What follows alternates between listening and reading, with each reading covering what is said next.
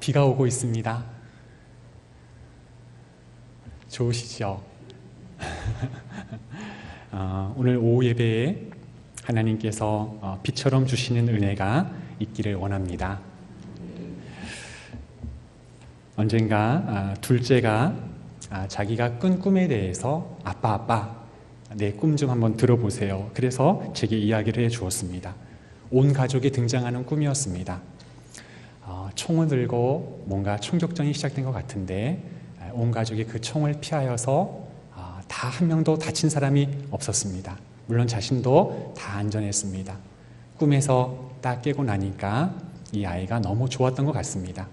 안도의 안정감을 누리면서 아빠 저 이런 꿈을 꾸었는데요. 꿈이어서 정말 좋았습니다. 이렇게 제게 이야기를 해주었습니다. 꿈에서 얼마나 긴장이 되었을까? 아마 사경을 헤매었는지도 모르겠습니다. 막 쫓기고 그리고 그 쫓김으로부터 도망가기 위해서 그러나 깨고 나니까 꿈이었다는 것입니다. 자신이 꾼 꿈을 제게 이야기를 해주었습니다. 우리도 가끔 그럴 때가 있지 않습니까? 꾸고 나니까 꿈이었어요. 정말 감사하다. 그런 경험이 별로 없으신 것 같아요. 네. 그러나 그 반대 꿈도 있습니다.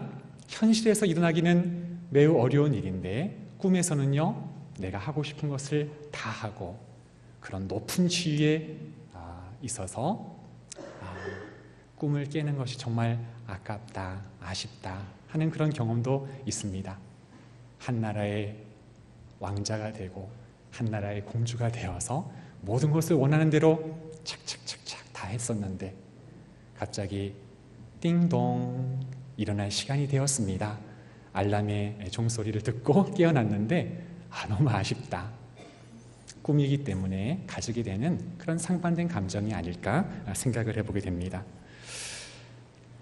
만약에 앞의 예처럼 꿈이기에 다행스럽다. 꿈에서는 별로 좋은 일이 아닌 것이죠. 그러한 일들을 현실에서 만나게 되었을 때 어려운 일이죠. 때로는 고난처럼 느껴지는 일이 도무지 이해할 수는 없는 일이 현실에서 일어나게 될 때 여러분은 그 상황을 어떻게 받아들이시겠습니까? 오늘 시인의 고민이 바로 여기에 있는 것입니다. 그의 삶 가운데 악을 도모하고 악을 행하는 악인들은 모든 일마다 잘 되는 것입니다. 그러나 하나님을 예배하고 하나님 앞에 겸손한 자들의 이들의 결과, 삶의 모습은 잘 안 되는 것입니다. 오히려 고난이 있게 되어지는 일들을 그가 보고 또 자신이 경험하게 되었을 때에 자신은 도무지 이해할 수 없었다라는 것을 오늘 시인은 우리에게 말씀해주고 있습니다. 특별히 사람은요, 상대적인 비교에 의해서 느껴지는 그 상실감이란 더 크게 다가온다고 합니다. 나 혼자는 괜찮아요. 그럭저럭 살아갈 수 있을 것 같습니다. 그런데 옆집의 누구와 비교할 때에, 친구와 비교되어질 때에, 그럴 때에 느끼게 되는 상대적인 빈곤감, 또 박탈감은 더 크다는 것입니다. 어떠한 결과에 대해서 그럴 만한 이유가 있었다라고 한다면 받아들일 수 있을 것 같습니다. 그런데 그럴 만한 이유가 찾아봐도 도무지 찾을 수가 없었던 것이 이 시인에게는요, 고통으로 다가왔다는 것입니다. 악인은 모든 일이든지 하면 할수록 다 잘 되는데 하나님 앞에서 바르게 살고자 하는 이들의 삶 가운데는 뭘 해도 잘 되지 않는 것입니다. 장사를 해도 잘 되지 않고 이런 것을 해봐도 잘 되지 않고 무엇을 해도 잘 되지 않는 것입니다. 최소한 하나님 앞에서 바르게 살고자 몸부림을 치는 이들에게 있어서 이 세상에서 잘 되어야 하지 않겠습니까? 처음에는 미약했지만 나중에는 창대케 되리라고 하는 그 말씀처럼 나중에는 성공을 해야 되지 않겠습니까? 그런데 그렇게 되지 않더라는 것입니다. 처음에는 미약했는데 그 끝에도 나아지지 않고 여전히 처음과 나중에 변함이 없게 보였다는 것입니다. 시인은 이러한 모습을 보면서, 아니 다른 사람을 본 것이 아니라 내 자신을 보면서 깊은 절망과 고난 속에 빠져 있습니다. 그런데 여러분, 오늘 시편 73편에 우리가 마지막을 읽었는데 분위기가 어떻습니까? 하나님을 찬송하는 것으로 끝나지 않습니까? 시인은 처음에는 의심하였고 이해할 수 없음에서 그는 믿음으로, 이제는 납득하고 용납함으로 확신을 가지고 마무리를 할 수가 있었는데, 그는 어떻게 이 인생의 복잡한 문제를 해결할 수 있었을까요? 그는 성소에서 인생의 폭넓은 지혜와 시야를 가지게 되었다라고 고백해주고 있습니다. 우리가 읽지 않았습니다마는 오늘 17절 말씀 한번 보실까요? 시인은 이렇게 고백하는 것입니다. 하나님의 성소에 들어갈 때에야 그들의 종말을 깨달았나이다. 악인의 형통과 의인의 고난의 문제를 해결할 수 없어서 그 자체가 나에게는 심한 고통이 되었는데, 비로소 성소에 들어갔을 때에야 이 의미를, 또 이 고난의 문제를 이해할 수 있게 되었다라고 고백하는 것입니다. 성소는 하나님의 임재를 상징하는 것이죠. 성도는 이곳에 나와서 하나님 앞에 두 손을 들고 또 기도할 때, 때로는 조용히 묵묵히 조용한 기도를 하나님께 올려드릴 때 하나님은 그 성도의 기도를 받으시고 반드시 응답을 해 주십니다. 성전은 기도하는 곳이고 주의 말씀을 듣는 곳입니다. 시인은 거기에서 이 깊은 인생의 문제, 고난의 문제를 해결하였다라고 그렇게 우리에게 들려주고 있습니다. 인류는 하나님 없이는 살아갈 수 없는 존재입니다. 최초의 인류가 살았던 에덴 동산은요, 사실요 최초의 성전이었습니다. 하나님께서 그곳에 거니는 최초의 사람 아담과 하와를 만나주셨습니다. 필요할 때 그의 말씀을 들려주셨습니다. 아담과 하와는 어느 곳에든지 하나님을 예배하는 자들이 될 수가 있었습니다. 뿐만 아니라 성도가 마지막에 거하게 될 하나님의 나라는 어떤 곳입니까? 그것도 성전이라고 말씀해주고 있습니다. 새 예루살렘. 성도는 하나님과 함께 그곳에서 하나님과 왕노릇하며 영원히 주님과 함께 살게 될 것입니다. 그러나 세상의 사람들은요, 다른 곳에서 기웃기웃거릴 때가 많이 있습니다. 현실에 대한 막막함, 미래에 대한 두려움을 가지고 있었을 때에 그들은 하나님을 찾지 않습니다. 오히려 점을 치거나 또 무당을 찾아가는 일들이 비일비재합니다. 왜 사람들이 그런 곳을 찾아갈까요? 미래의 어려운 문제를 피할 수 있다면 무엇을 하더라도 그 문제를 피해보겠다는 것입니다. 부적을 붙이고 무엇을 하면 되고 또 무엇을 하면 안 되고, 그래서 앞으로 다가올 더 큰 고난의 문제를 피해보겠다는 것입니다. 세상의 말로 하라면 액땜한다는 그런 표현이 있죠. 그래서 점집을 찾아가고 또 무당을 찾아갑니다. 21세기의 최첨단 과학과 문명의 시대를 살아가는 하나님을 알지 못하는 정말 아이러니한 그러한 극과 극의 대조적인 모습을 우리는 주위의 사람들을 통해서 보게 됩니다. 너무나 모순되지요. 인류 역사상 하나님을 알지 못하는 삶의 이 모습은요, 항상 존재했습니다. 인간의 이성을 최우선으로 생각하는 합리주의, 그와는 정반대의 미신적인 요소가 가장 극심한 그러한 신비주의 모습이 하나님을 알지 못하는 언제나 그런 사람들에게는 이 양극단의 모습이 항상 있었다는 것을 역사는 우리에게 말해줍니다. 그러나 시인은 어디에서 이 인생의 수수께끼와 같은 깊은 문제를 해결받을 수 있었을까요? 성소에서 하나님이 함께 하시는 그곳, 언제나 성도가 하나님 앞에 간절히 기도하면 그 기도에 응답해 주시는 그곳에서 인생의 복잡한 문제를 해결받을 수 있었다라고 고백해 주고 있는 것입니다.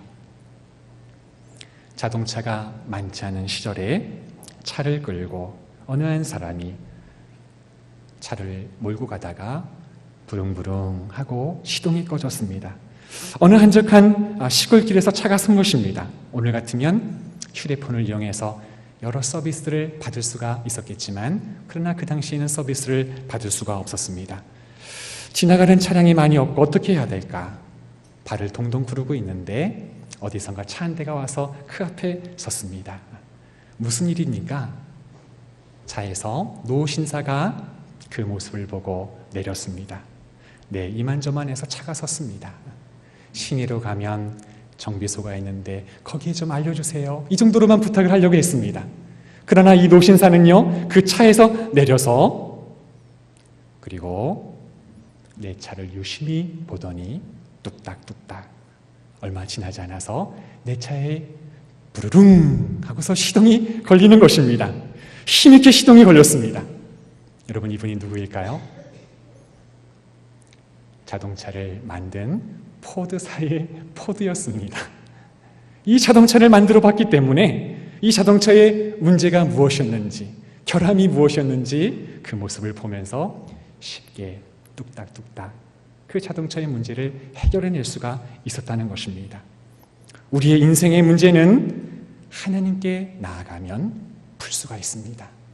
우리의 인류를 창조하시고 하나님의 형상을 따라 지으시고 인생의 깊은 문제, 풀리지 않는 이 고난의 문제는 하나님께 나아가야지만 풀 수가 있는 것입니다. 구약 성경에도 또 신약 성경에도 믿음의 사람들은요, 하나님의 성소에서 언제나 주님께 구하고 그 문제에 대한 답을 얻었는데, 그 중에 한 사람 한나를 소개하고 싶습니다. 가정을 이루었는데 그에게는 자녀가 없었습니다. 당시 문화적으로 보면 자녀가 없었다는 것은 매우 여자에게는 수치스러움이었고 그리고 부끄러움이었습니다. 그 가정에는 분인나라고 하는 한 아내가 더 있었는데 자녀가 없다는 이유로 얼마나 핀잔을 주든지 그를 천대하고 멸시하고 한나는 너무 괴로웠습니다. 어느 날 성소에 올라가는 일이 있었을 때 그는 오랫동안 기도하였습니다. 하나님, 제게는 고통입니다. 우리의 마음에 너무나 심한 고통이 있으면 말이 잘 나오지 않을 때가 있잖아요. 입술만 동이면서 묵묵히 침묵으로 하나님 앞에 기도하였을 때에 당시에 엘리 제사장으로부터 술 취했다고 하는 오해까지도 듣게 되었습니다. 그러나 하나님 앞에 그 성소에 오래 남아서 기도하였을 때에 여러분, 어떤 일이 벌어집니까? 하나님은 한나의 기도를 들으시고 응답해 주십니다. 그가 곧 임신하게 되었고 구하여서 얻은 아들이라 하여서 사무엘이라 이름을 지어줬습니다. 사사시대의 마지막 사사가 되어서 하나님께서 새 시대를 열어가는 그 일에 있어서 중요한 인물로 사용하게 되었습니다. 이스라엘이 왕정시대를 열어가는 데 있어서 그 앞에서 중요한 인물로 하나님이 사용해 주신 것입니다. 성도 여러분, 우리의 인생 가운데 수수께끼와 같은 깊은 문제가 있다면 하나님의 성소를 가까이 하는 우리가 되기를 소망합니다. 오늘 이 시인은요, 다른 곳이 아닌 바로 성소에서 그 인생의 깊은 문제를 해결하였다고 말씀해 주는 것입니다. 왜 의인이 고난을 받아야 하는지 도무지 깨달을 수가 없었는데 하나님을 만나는 이곳 성소에서 그 깊은 진리를 깨닫게 되었다라고 말씀해 줍니다. 시인이 깨달은 것은 무엇이었을까요? 그는 이 세상에서 내가 가장 사모할 이는 오직 하나님 한 분뿐이심을 그가 깨달았습니다. 우리가 함께 읽은 25절과 26절의 말씀을 보게 되면 이런 고백이 나옵니다. 하늘에서는 주 외에 누가 내게 있으리요 땅에서는 주밖에 내가 사모할이 없나이다. 하나님은 이 모든 만물 가운데 가장 최상의 분이십니다. 여러분, 그런 고백이 아니겠습니까? 특별히 이 시인은요, 내 육체와 마음과 우리 하나님을 대조하여 설명하고 있습니다. 정말 이 세상에 주님뿐입니까? 네, 주님밖에 없습니다 라고 고백하고 있습니다.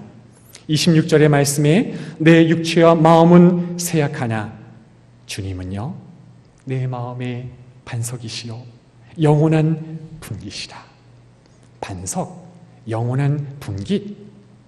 성도의 기업은 하나님 자신이라고 말씀해 주는 것입니다. 반석, 영원한 분깃, 변하지 않는 것입니다. 세상은 모든 것이 변합니다. 심지어 나의 말도 변하고 나의 생각도 변합니다. 나의 행동도 변하지 않습니까? 사람들이 변하기 때문에 여러분, 우리 10년 전에 안양의 모습을 한번 생각해 보세요. 그리고 지금의 모습을 한번 떠올려 보세요. 얼마나 많이 변했습니까? 변화무쌍한 세상에서 성도가 유일한 소망을 가지고 살아갈 수 있는 분은 누구신가? 그것은 변하지 아니하는, 쇠하지도 아니하는 하나님 한 분이시라고 우리에게 말씀해 주고 있는 것입니다. 그분은 하나님 한 분뿐이라고 고백하는 것입니다. 주님을 붙든다는 것은 여러분, 무엇을 붙드는 것일까요? 그가 우리에게 들려주시는 주의 말씀을 붙드는 것입니다. 베드로는 그의 서신서에서 이렇게 말하였습니다. 베드로전서 1장 24절과 25절의 말씀을 보게 되면, 그러므로 모든 육체는 풀과 같고 그 모든 영광은 풀의 꽃과 같으니 풀은 마르고 꽃은 떨어지되 오직 주의 말씀은 세세토록 있도다. 너희에게 전한 복음이 곧 이 말씀이니라. 하나님의 말씀은요, 지금까지도 1.1핵도 변함이 없으신 것입니다. 변하는 세상에서 흔들리지 않기 위해서는 유일한 방법은요, 변하지 아니하는 하나님의 말씀을 붙잡는 것입니다. 우리에게 지금도 그의 말씀을 들려주시는 영원하신 하나님을 붙잡는 것입니다. 우리가 좋아하는 또 존경하는 칼빈 목사님은 고난받는 성도들의 신앙을 변호하기 위하여서 기독교 강요라는 책을 썼습니다. 혹시 여러분 서재에 한 권 정도 다 이렇게 꽂혀 있을 수도 있을 텐데요. 신자들이 고난받는 삶 가운데 그들을 변호하기 위하여서 이 책을 쓴 것입니다. 또 하나의 목적은 우리가 믿는 신앙의 내용이 무엇인지 그것을 잘 정리해 주었습니다. 그래서 교육하기 위해, 첫째는 변호를 위해서, 둘째는 교육을 목적으로 이 방대한 저서를 저수를 하였는데요. 그런데 한 가지 중요한 특징은요, 그가 1536년에 기독교 강요 초판을 기록하였습니다. 그리고 23년의 시간이 흐르는 것입니다. 꾸준히 개정하고 개정하여서 방대한 저서가 되었는데 1559년 최종판이 나왔을 때 그 책을 딱 열어보니까 거기에 그의 신앙과 사상에는 별다른 차이가 없었다는 것입니다. 20수년이 지났는데 이 책에는 그의 신앙과 사상에는 변함이 없었다는 것입니다. 무엇을 우리에게 말씀해 줄까요? 그가 처음부터 이 책을 기술할 때 자기 발명이나 자기 사상에 의존하여서 이 책을 쓴 것이 아니라 성경의 진리, 변함없는 하나님의 말씀에 의존하여서 이 책을 기록하였다는 것입니다.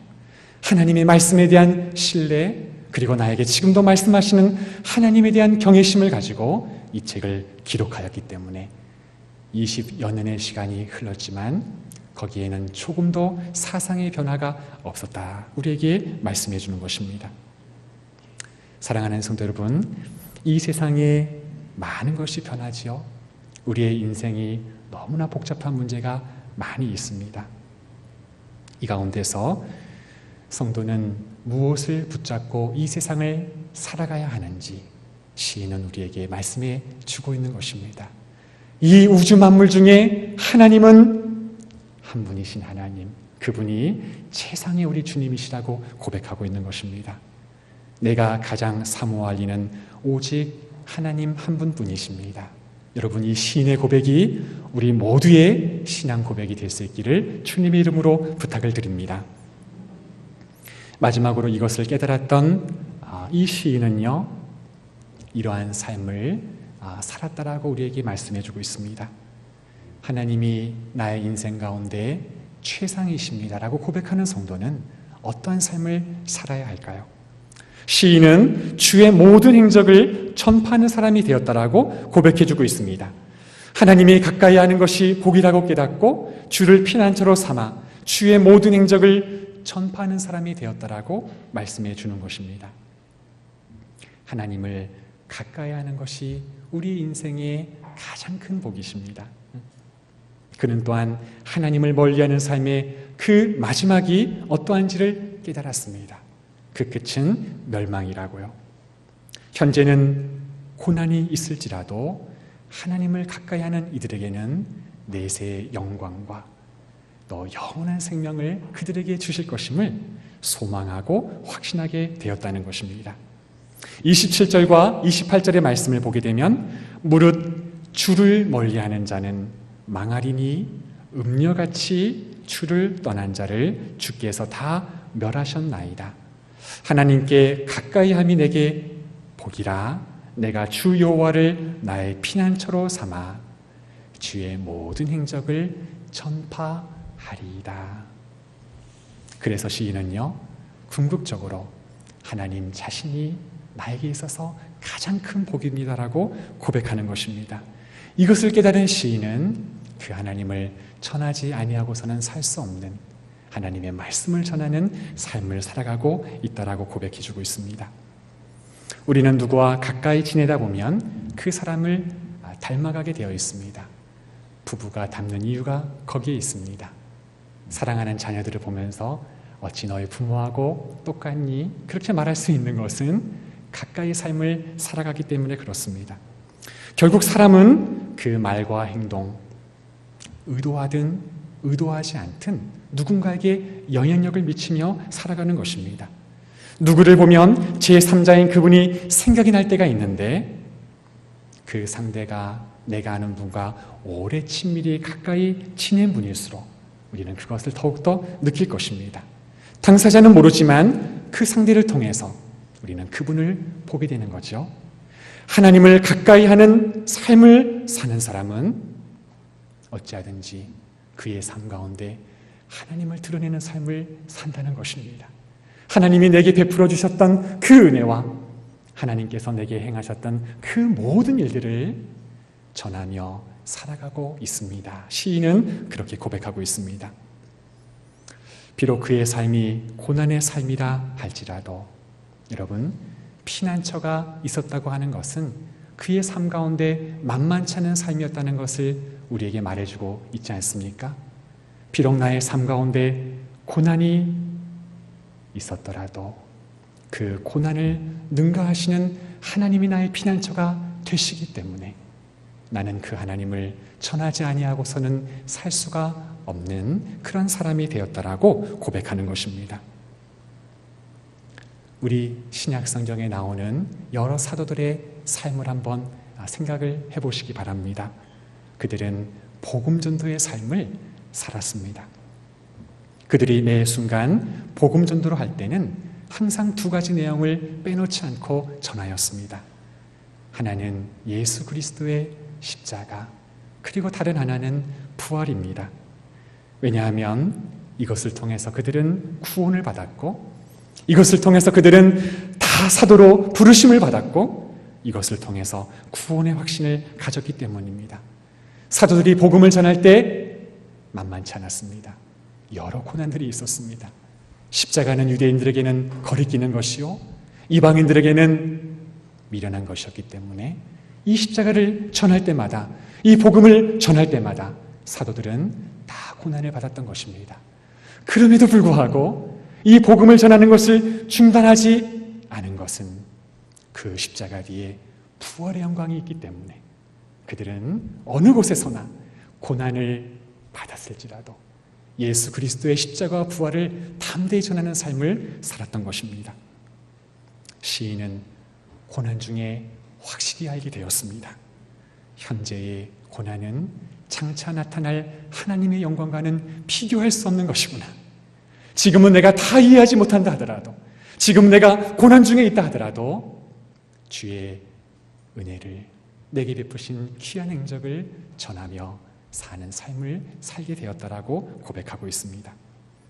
악인은 지금 형통해 보인다 하더라도 최후 심판에는 하나님께서 다 멸망 가운데 처하신다라는 그런 믿음을 가지게 된 것입니다. 하나님은 내 인생의 최고봉입니다 라는 책을 쓴 오스왈도 챔버스는요, 그의 일기 4월 27일자에서 이렇게 고백하고 있습니다. 한번 들어보세요. 당신은 당신에게 위대한 일들이 발생하기를 바랍니까? 위대한 사람이 되기를 구하기보다 하나님께서 당신을 위해 대사 큰 일을 이루시기를 기도하십니까? 하나님께서는 당신이 주님의 선물을 받는 것보다 주님을 더욱 가까운 관계가 되는 데에 관심 갖기를 원하십니다. 주님은 당신이 그분을 알기를 원하십니다. 그 일기의 소제목은요, 선물보다 주님을 구하십시오 라고 하는 제목을 달고 있습니다. 우리의 인생 가운데 이런저런 여러 선물을 구할 때가 많습니다. 주님, 이것도 필요해요. 주님, 이것도 필요해요. 이것도 주세요. 이것도 있으면 더 좋겠습니다. 그런 여러 선물들이 있지만 그의 기도는요, 오직 주님을 구하는 것을 주님이 우리에게 원하신다는 것입니다. 우리의 기도의 모습을 많이 돌아보게 하지 않는가 생각합니다. 주님이 나의 인생의 최고봉이시기 때문에, 주님이 나의 모든 삶 가운데 이것을 가장 원하시기 때문에 주님을 원하는 것, 그분 자신을 원하는 것, 그와 같은 삶을 살기를 권하고 있는 것입니다. 아이들이요, 간절히 아빠를 기다릴 때가 있습니다. 이 이야기를 들으면서 아빠는 매우 기분이 좋은 거죠. 내가 우리 아이들에게 인기가 있구나. 빨리 집으로 퇴근해야지. 그런데 아이들의 속내는 따로 있었던 것입니다. 아빠가 가지고 있는 그 휴대폰 안에는 내가 좋아하는 게임들이 질비해 있는데, 아빠가 빨리 오셔야지 그 게임을 내가 마음 놓고 할 수가 있는데, 이 속내를 안 아빠는 어떠한 마음이 들겠습니까? 처음과는 그렇게 기쁘지 않을 것 같아요. 아니, 나를 기다린다는 것이 게임을 좋아해서 나를 기다렸나? 우리에게 모든 선물을 주시는 하나님보다 선물 그 자체의 마음을 빼앗긴다면, 마치 우리 하나님은요, 이 아버지가 느꼈던 그런 마음을 동일하게 느끼지 않겠습니까? 성도 여러분, 여러 가지 선물을 구하기보다 우리 주님 그 자신 하나님을 구하는 우리의 생애가 될 수 있기를 간절히 소망합니다. 말씀을 정리하면서요, 아까 우리가 함께 살펴보았던 로마서 8장 17절과 18절의 말씀을 우리 한번 같이 한번 읽어서 오늘 설교를 마치려고 하는데요. 로마서 8장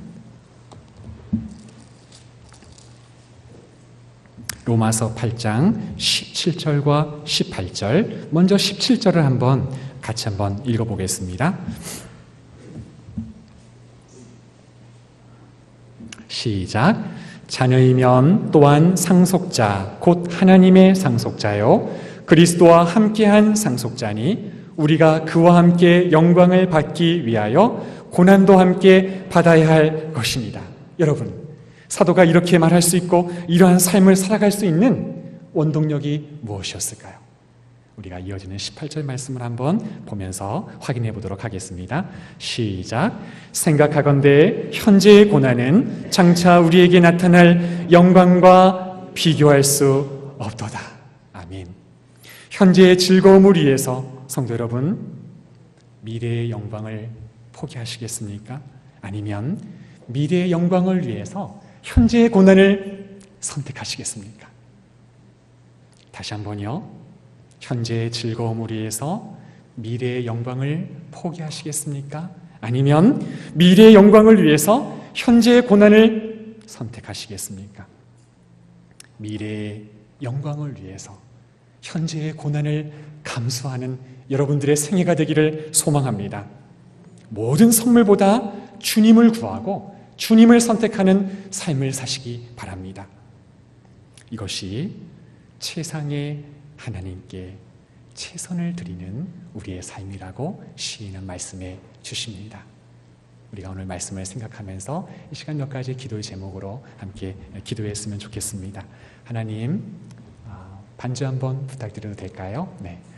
하나님, 우리에게는 이런저런 여러 가지 선물을 구하는 기도의 제목들이 있었습니다. 그러나 오늘 이 시인이 성소에 이르렀을 때 깨달은 것처럼 하나님, 그분 자신을 구하는 삶을 살아가게 해 주시옵소서.